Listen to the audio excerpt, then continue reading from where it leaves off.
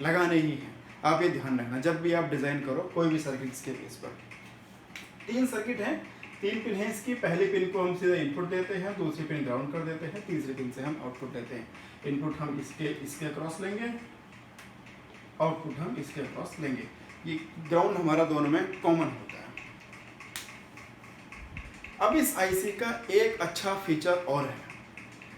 वो फीचर क्या है?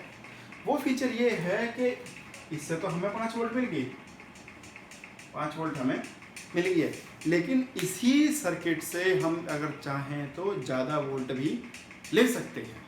वो कैसे, वो मैं आपको बताता हूँ। देखो, जो ये 5 वोल्ट नापता है ना, ये सर्किट के अंदर का जो सर्किट है, इस आईसी के अंदर जो सर्किट है वो 5 वोल्ट जो नापता है वो वैल्यू चेक करता है यहाँ पर। उसके रेफरेंस वोल्टेज जो होती है वो यहाँ पर होती है। अब चूंकि यहाँ पर है 0 वोल्ट, ग्राउंड है, तो ये आउटपुट हमें देगा 5 वोल्ट प्लस 0 वोल्ट। अब मान लेते हैं कि यहाँ पर ये 0 वोल्ट नहीं है, मैंने कोई एक जीनर डायोड लगा दिया यहाँ पर, और जीनर डायोड रखा बोल तो मैंने लगा दिया 1 वोल्ट का, 2.7 का लगा दिया मैंने, ठीक है।